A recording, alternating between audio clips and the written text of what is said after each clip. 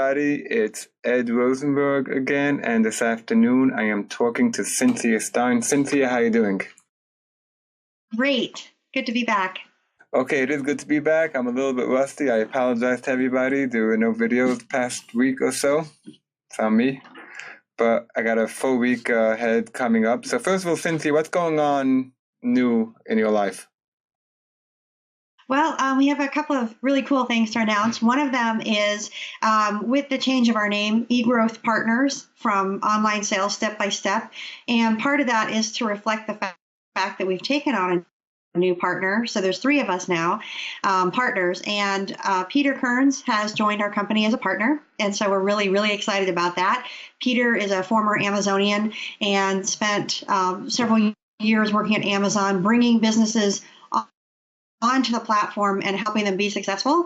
And so now we're going to be able to offer this capability and this experience to our clients to help their stuff. We will also be able to do the fun things, which is help companies grow. So that's our big news. Also, I just was out last week, too, because I was in London. We had just put on our first conference ourselves, and we were there with about 120 UK sellers, and we had a 2-day conference, and it was amazing. So I was very excited about that, and I'm really looking forward to going back again in 2017 and just getting to know the European sellers better. Okay, so let's jump right into it. Product reviews. Now in the UK, speaking about the UK, there are no rules against product reviews, so everything is as is. Is that correct? Well, not really. So the rules that they have in the US apply across Amazon, across the world, but they are not being enforced yet. So what's going to happen in about 3 months is maybe even less, is all of the things that have happened here in the U.S. to U.S. sellers will be happening, UK, Europe, Japan, around the world. So Amazon tends to roll things out. UK tends to be a few months behind. But, I've had plenty of clients, and I had people in the UK last week saying to me, well, they haven't basically laid down the law yet. So, why don't we just do what we've been doing? And I tell them, no, don't do that, because what's happened in the U.S. is that, the U.S. sellers lost all those reviews, right? So, why would you spend time, money, and effort getting reviews that you're going to lose? And you may also, they may actually come after you for suspension. So there were people here in the U.S. that the only thing that happened was they lost some of their reviews, but there were plenty of others who got suspended. And I'm telling you, even after Amazon came out with these ironclad rules, people are still getting suspended. And I also try to explain, because they are trying to game the system, right? Be clever and smart. And Amazon doesn't appreciate, clever and smart in that sense. But in the UK, they're getting suspended for manipulating the platform too. So they're really not immune. It's just that the enforcement, the hammer hasn't come down yet. But when it does, it'll be just as hard in the UK. Mm-hmm. Okay, so now I know everyone's trying to figure out ways to get reviews and social proof for the Amazon listings. Now, if I just have people leave reviews on Facebook, is that okay? Again, it gets a little bit tricky, because if they're leaving reviews on Facebook, or they're writing blogs, or they're doing other things, and Amazon feels that you have somehow paid or offered, something in exchange for those reviews, they are still against it. And, I've also had people who are part of those like Facebook groups, the review groups, and they'll say, no need to leave a review, right? But the fact is, the name of the Facebook group is, deals and reviews. And those people are used to leaving Amazon reviews. And so what's happening is I have clients who use those groups and who said, no need to leave a review, or we're just looking for, feedback, but, whatever they tried, they've all tried different things, and they've gotten shut down, and they got very angry letters from Amazon. And so I would just basically say they're really, people who are trying to gain wisdom are still getting in trouble. And just simply saying you don't have to leave a review is not good enough.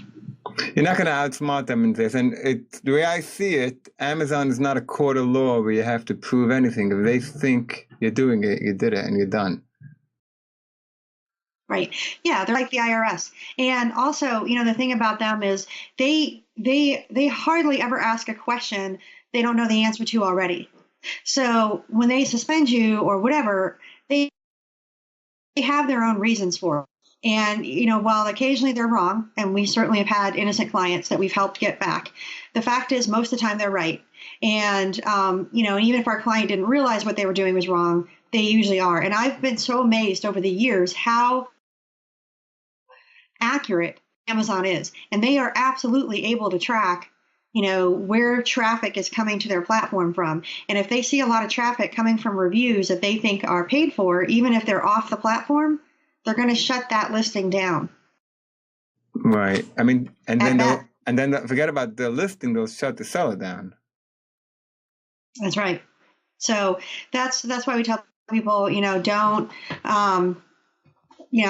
do that. It's still not good. We have not found a way to get around any rules yet. Right. And while it's in flux, I mean, I would recommend, and I think you will agree, just don't do anything until at the safe zone, because if you're going to try to outsmart them, they'll just plug that hole and they'll suspend you. What I tell our clients right now that we're telling them to do is to simply focus on driving sales. Don't think about reviews. Don't try to get reviews, but try to think about how to drive sales. So, you can do promos and coupons and giveaways and whatever you want, but it has to be about driving sales and conversions, not about getting reviews. That's the difference. And so, I tell my clients, focus on sales, reviews will follow. We wish that they would follow more and faster, but just focus on sales right now. And that will help. I mean, do lightning deals if you're eligible. Do these different things. Right now, Amazon has a whole host of, things they're going to be doing between now and Christmas that many sellers who will have opportunity to be a part of to drive sales. So drive sales. That's what we really care about in the end anyway. Right. So around a month ago, I posted, not sure where I saw it, but about A+ content coming for regular sellers, which means basically right now, of course, you can't put an HTML into your listing, and except if you're a vendor Express, Vendor Central. And now they're going to change it that any seller will be allowed to, any private label seller, if you own the listing, I guess if you're brand registered, you would be able to put an HTML. Now, is that correct? Yeah. So what's going to happen is A+ content and enhanced content is going to be available to third-party sellers. Now, of course, we're going to pay for this privilege, right?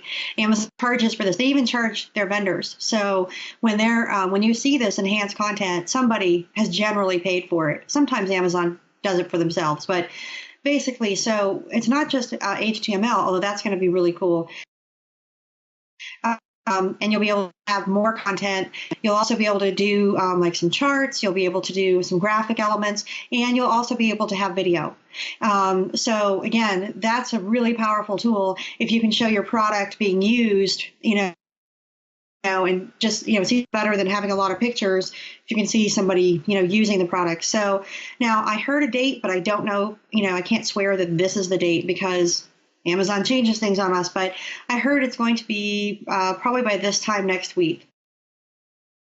So the end of next week is what I heard. And so what I'm doing for some of our clients is we're actually kind of preparing in advance so that when the capability is there, they can jump on it fast, and they'll have their video ready, and they'll have their copy ready, and they'll have everything ready just to plug in.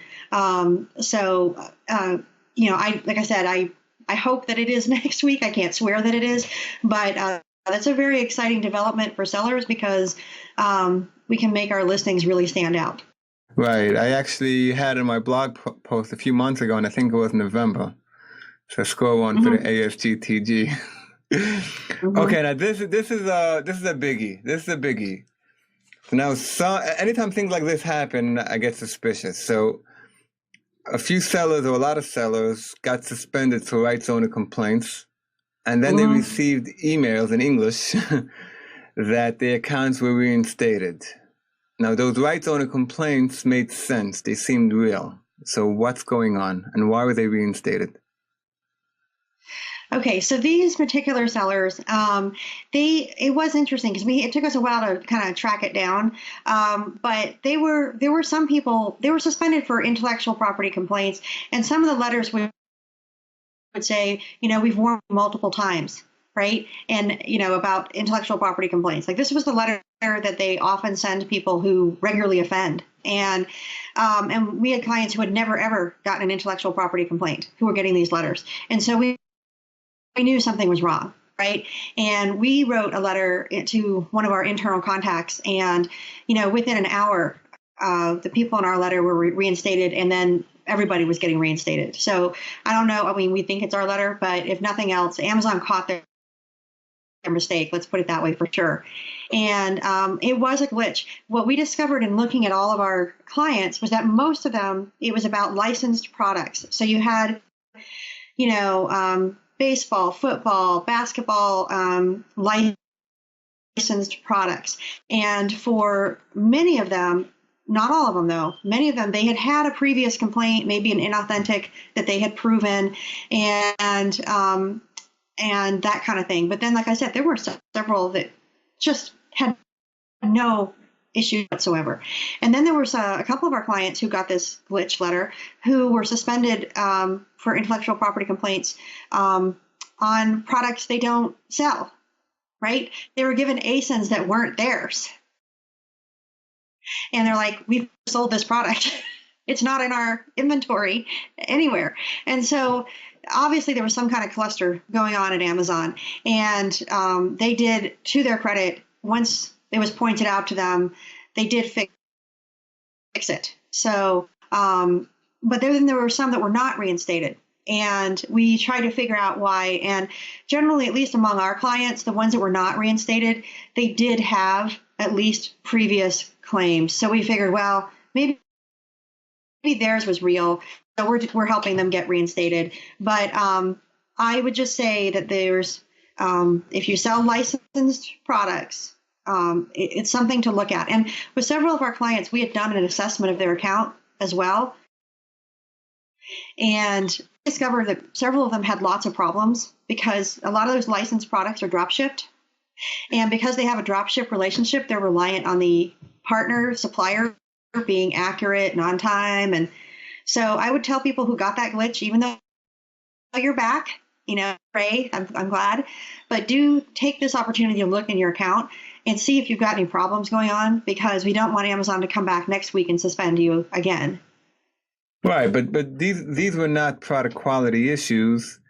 These were rights owner issues. So, for example, if right, so these particular ones were, But what I'm saying is they also tended to have issues about delivery, and they had other performance issues in their accounts that we just happened to see.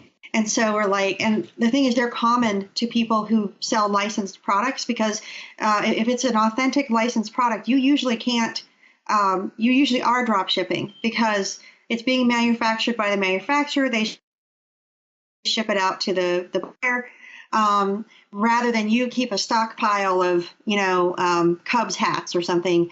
And so that we've just seen a lot of clients where that's their model.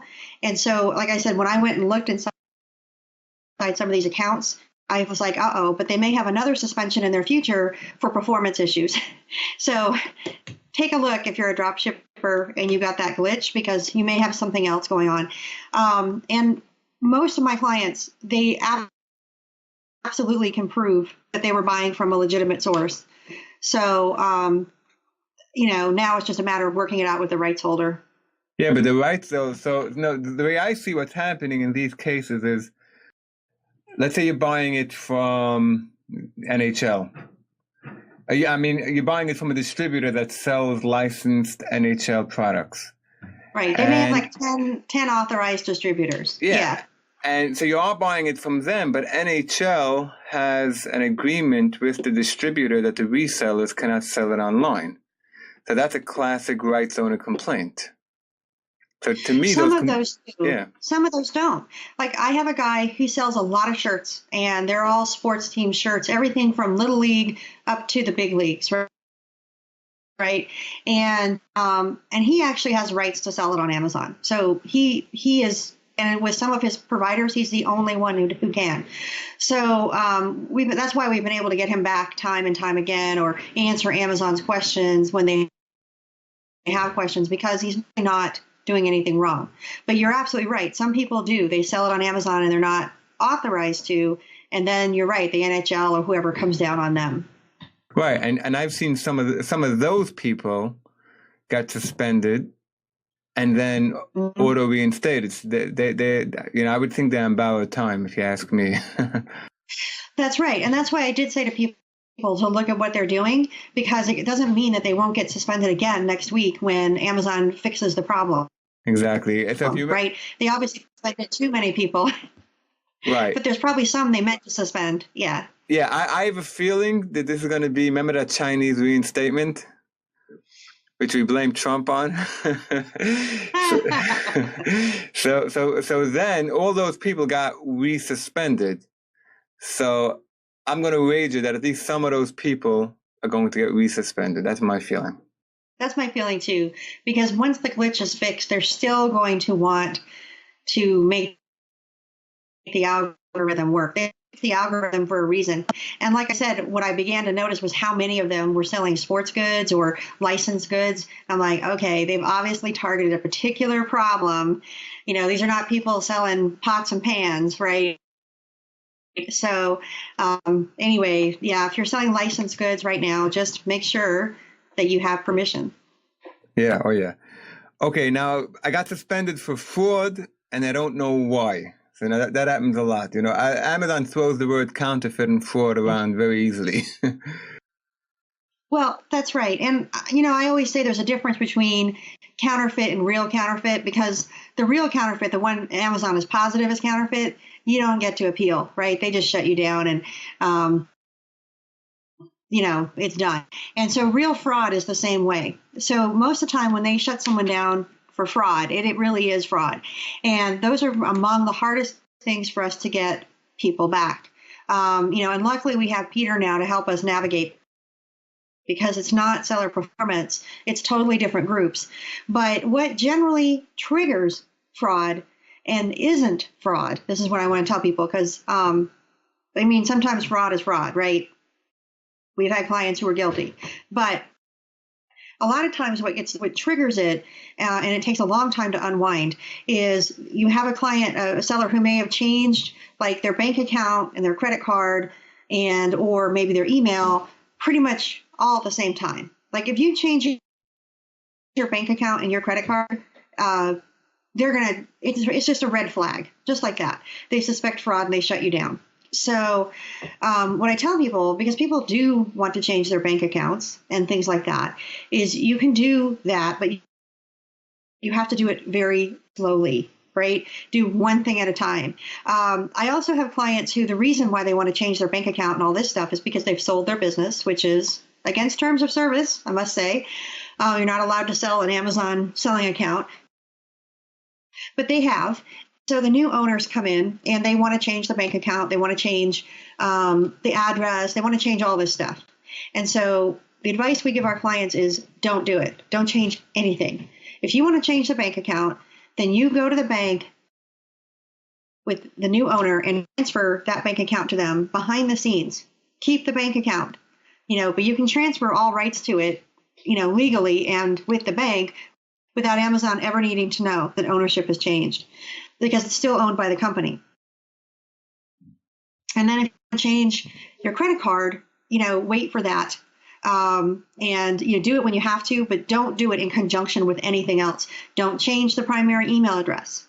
I would have that email address forward to the new owners and let's still let them use it.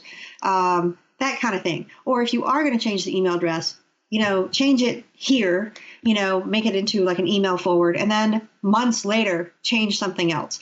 When they're too close together, Amazon immediately detects something's going on and they shut you down. And then it's really hard to get you back because you can't appeal to seller performance because they're not the ones who shut you down. So they can't help you. And so that's, anyway, that's where I see it happening a lot. We had that happen with a client this week. We were able to get her back. It wasn't really fraud. Oh, and then if you want to change your address, again, don't do it in conjunction with everything else. So you can kind of change one thing safely. You start changing 2 or 3 things, it's a problem. My feeling is if you want to change your address, you need to show a change of address that has that company name at the new address. So another thing that happens with a lot of people who buy a company is they'll come in and they're going to take it over and they're going to change the name to their corporate name. ABC company buys XYZ, and then they absorb XYZ, and XYZ goes away. Don't do that if it's an Amazon account. Keep XYZ. You bought it in the transaction. You own it. Use it. Don't change it. Make it BBAs, because if you change it, again, that's going to trigger Amazon's fraud alert, and it's going to shut you down. Yeah, that makes perfect sense. It's a lot easier to deal with changing an email, just transferring over to a Gmail account or transferring over the bank account. And dealing with Amazon, there'll be nobody home, or it'll be very difficult. Yeah, that makes perfect sense. And, and I don't know if it's against. I think it's against terms of services to transfer an Amazon account. But if you're selling the business, which happens to have an Amazon account, that may be a way around it. It's still against terms. It's not. And that's why I want to clarify. It is absolutely not. It is still against terms of service. It's just that there's no way for Amazon to catch you at this time if you do it properly. So, because they're not going into public records and saying that company X bought company Y, right? So they don't know. There's no way for them to automate that at this time. But you cannot, what you're supposed to do, and it's in the terms of service, if you're selling your company, you're supposed to let Amazon know and close down that account, basically, and allow the new owners, if they want, to open up their own Amazon account. Now, of course, that takes away all the value that you've built over years of all those reviews and all those positive seller that, obviously, as a seller, when I start a business, I want to get full value for it of having been a good seller for all these years, right? So that's why nobody tells Amazon that's what they're doing. But I've had clients who were naive enough to go to Amazon and talk to them about it, and they were really upset because Amazon took away their account.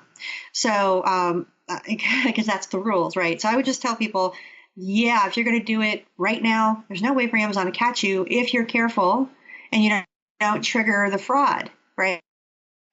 So again, they see you changing the bank account, the credit card, your email, your address, the name of your company. Yeah, they're going to get it. They're not stupid. And they're going to shut you down. Plus, they're worried about fraud. That's the number one way to do embezzlement on the platform is usually an employee or someone will change the email address. The owner won't know about it, the notification one, and then they'll change the bank account and they'll have it transfer into their own bank account. And they can get away with this for a long time sometimes. So that's why Amazon is on alert for bank account changes and email changes. Right. I mean, the more I think about it, like the value of an Amazon business, you can get shut. It's not like a regular business. I don't think. Even if it's making $1 million a year, my opinion, it's worth around $1 million, not more. Yeah. I don't know how to evaluate a business like that, but I do know, if you've spent, let's say you're a private label and you've spent all this time and money building up your brands, you're selling your brands on Amazon and all that stuff. And of course, you want all those great reviews and all this stuff. And so if you played by Amazon's playbook and you told them what was happening, Amazon would say, oh, okay, fine. So now, Ed is allowed to sell Cynthia's private label products. They own them now. That's great. Okay, Ed, open up, an Amazon account and add Cynthia's products to it, and we'll make sure that you're noticed, that you're known as the owner now, and blah, blah, blah. They'll help you with all of that. But then what happens is, of course, you lose all that goodwill. I mean, if I had, thousands of great seller feedbacks and all that stuff, it's all gone. Right, but the real value is in the private label and the product reviews, not so much. That's true. That's true. And you won't don't lose that, because obviously the ASIN exists and the reviews are on the ASIN. So, if you had to shut down your account and, like I said, you would then import my products into your inventory, you would still have all those great reviews and feedback. And if I did the enhanced listing and all that, you have all of that. So that's true. You don't lose that. All you really lose is the potential years of goodwill if I was a good seller. Now, if I was a crappy seller, then you'll be like, you know what? I'm just going to buy your products and your brands, and I'm going to open my own account. Right. Because you don't want anything to do with me, right? And that I will tell people that is the other drawback if you buy an account, basically, is you may be buying their warts as well as their rewards. And because the other thing is the history of an account is forever. So anything ever happens on that account previous to your buying it, you don't know what the account annotations are, and you don't know how it might affect you going forward. Like, I have a client, and he's got a wonderful record with Amazon, and you would want to buy his company, but every time Amazon has a new program or they have a new this or a new that, they always invite him to it. He can sell just about any damn thing he wants to on the platform, and that's because his reputation and with Amazon is practically perfect. And he's been selling for 5 years, and he's just got a great record. He does wholesale, but there are others where they have things. They had a copyright infringement here. They may have had a suspension 2 years ago. They may have had this or that or that. And so that's all on your record. And it impacts, how generous Amazon is with you and how much they invite you to. And, it's just harder if you have problems to get the good stuff, right? So what do you make of some cases? Yeah. Go ahead. Oh, so in some cases, you may not want to buy that problem, right? You may just say, like, I'm going to buy your brands and I'm going to take your product and I'll buy out what's left in your inventory and goodbye, close down your account. Right, but then you got to bring back the inventory and put that, which is also an expense. Well, it depends now. It seems like Amazon is having those free return days like regularly now. You might just wait. Say, we should have one in about a month. So in the next few weeks, I'll send everything back. Right.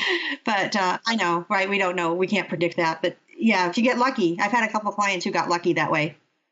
Right. Now, what do you say about those account risk warnings? Were they real? Did you see those? A lot of accounts had account risk warnings that said target, you're at risk of suspension, and then they disappeared. You haven't seen that, right? Oh, I heard about that. I don't know what to think about that. What Amazon is doing is they're creating kind of a new dashboard for sellers. And we've been waiting to see it since like October, right? We were supposed to be up in October, and then it got delayed. And by the women's conference, they said about it, right? Yeah, but then it got delayed. And so now I'm hearing like January or February. But what I'm wondering is if what we saw was part of what's going to be the new dashboard. That was my take on that. But yeah, I would tell people, today you see something like that, it's probably not accurate, or we don't know what it means, right? So, if you're worried, call me. I'll do an assessment. But I think that it probably went glitch. It was just a mistake, something that got turned on that wasn't supposed to be on yet. Yeah, that's exactly what I posted in my blog, because too many people were at risk. So unless if half my group is getting suspended tomorrow. That's why I posted that this morning, that my just guess was that it was some kind of glitch and that they're trying to be more transparent. And then somebody whispered in my ear that they heard that it was just a total glitch, which makes sense, because how could you never know with Amazon, but how could your account be at risk, for one, target 0 and 1, Right. And everyone had the same thing, so. Yeah. No, I think that was just like something they were playing with, and it wasn't supposed to be visible to us, and it was. I think that it's like that, the customer service and the return dissatisfaction metrics that we've had now for about a year, and they still haven't turned them on. And so I kind feel like it's a little bit like that. They're giving us targets, but right now they're not holding us accountable for them. And I think we may see that with the new dashboard is they're going to say, like, your risk level orange, right? Versus risk level red. So, I mean, I think we're going to see similar, just like they do now, where they have red, yellow, green. We'll probably see risk assessment like that in color codes. So that's what I've heard anyway, and I'm waiting to see it myself. I can't wait. Right. I mean, the account health, what they have now is like from 10 years ago. All it does is measures your ability to take an item and ship it. It's, it's feedback, but what people are getting suspended, and some people are still getting suspended for low ODRs, but most people who are getting suspended, it's for inauthentic product quality, and there's no measurement, so it hits you like a ton of bricks, and I think that's what they're trying to address. They are, and so I'm very anxious looking at that. I mean, our Get Clean, Stay Clean service that we offer is basically us creating a dashboard Amazon doesn't have for our clients, and so it may be that with their new product, we won't need to do that for our clients anymore. So we'll do other things for them. But that's, so I'm definitely, it's something I think Amazon has needed to do for a long time, is to give sellers an accurate idea. And that's the thing, when we do ours, we're very cautious. And so we'll have our clients looking into things early, because we don't know what's the tipping point. Is it 4? Is it 5? When do they say, oh, you're going to be suspended for this, or your listing is going to be suspended for this? So we start early, so I'm really hoping the new dashboard will be more specific. Like, when we get 3 of these, it's a problem, right? Oh, okay. So I have 1, I'm okay. That kind of thing. Yeah, you need it for rights owner complaint, because people are getting suspended. They never get a rights owner complaint. And then all of a sudden they get 6 at one time. Right. And, I know what they're doing with rights owner complaints is they're really trying to go after the big offenders. A lot of people complain about like the Chinese coming in and, selling fake or knockoffs and things like that. And Amazon is really trying to address that problem. And I think that's why we're seeing so many of these copyright infringements, not to mention people using it as a tactic. And, there's a lot of reasons why we're seeing so many of them. The question is whether or not Amazon is going to suspend your account for it. That's where it gets a little dicey. And it's like, well, how many can you afford to get? And if you resolve them, right, and then do they count? We don't know. So our clients ask us that all the time. And we're like, okay, we just have to assume that they're going to count. And so what we want to do is show that you resolve them, right? So you had 3 of them, but if they were all resolved and you took care of them, then that's different from the seller who gets 3 of them and doesn't do anything about it. But not as good as if you got none. Right. It's even better if you've had none. But again, like I said, the glitch this week was just nuts. I mean, that was, we were looking at a client's accounts that hadn't had a single copyright infringement. We were going back a year. And we're like, okay, I don't get this. And that's when we knew there was a mistake. Right, but I've seen legitimate, I've seen what looked like to me legitimate rights owner complaints, which just got reinstated. Mm-hmm. So, I think they're on borrowed time. So, but so that's all great stuff. And I guess that's it. We covered a lot of ground. So thank you very much, Cynthia. It's always a pleasure. Sure. Good to get caught up. Yep, you really got caught up, and it's great doing this. And thank you so much. I really appreciate it. Bye. Bye.